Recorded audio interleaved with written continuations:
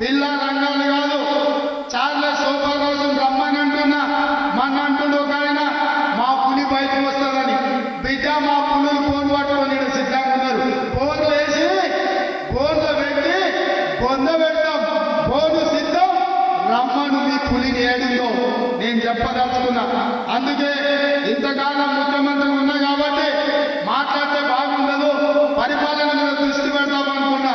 కానీ మాట్లాడకపోతే పని నడిచేటట్టు లేదు. ఏది పడ్డాది అపోతా అని చెప్తారు. అభ్యర్థులను మారిస్తే మేము ప్రభుత్వం వచ్చేదని మేము అదే చెప్తున్నాం కదా నాయన, మీ కుటుంబాన్ని మార్చితే తప్ప తెలంగాణకు మేలు జరగదని. మార్చాల్సింది మిమ్మల్ని. సిద్దిపేట మారవాలి, సిరిసిల్లలో మారవాలి, గజ్వేల్లో మారవాలి. కామారెడ్డిలో పొడుస్తా పీక్తా అన్నాడు. నేను వస్తున్న బిడ్డ నిన్ను ఓడగొట్టాను. కామారెడ్డిలో కేసీఆర్ రేపటి మోడీ వేరు, కేడీ వేరు కాదు, రూపాయలు మాత్రమే వేరు. వాళ్ళిద్దరు ఒకటే, నాన్నకి బొమ్మ బొత్సు లాంటోళ్ళు.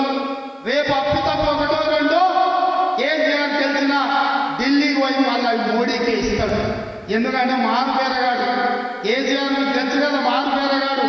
ఈయన ఒక రూపంలో జమ చేస్తాడు, ఢిల్లీకి పోయి ఇంకొక రూపంలో అమ్ముకుంటాడు. మోడీ కేసీఆర్ వేరు వేరు కాదు, మోడీ మనిషే, మోడీ తాగదారే.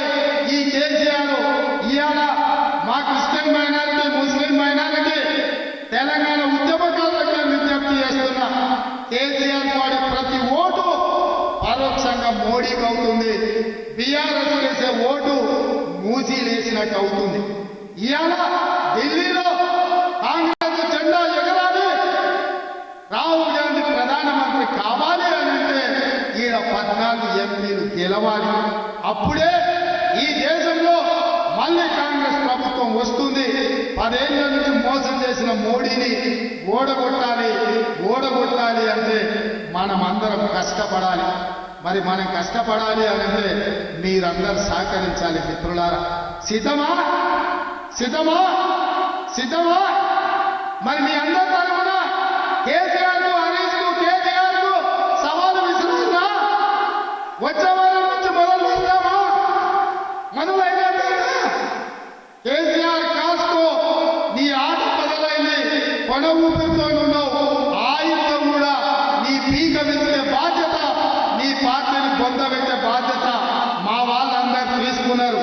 ఇదే కాదు, మీకందరికీ చెప్తున్నా, మనం ఇచ్చే 6 గ్యారెంటీలు అమలు చేయడానికి గ్రామ గ్రామంలో 5 మందితోటి ఇందిరమ్మ కమిటీలు వేస్తాం. ఇందిరమ్మ కమిటీలలో మీరు ఉంటారు.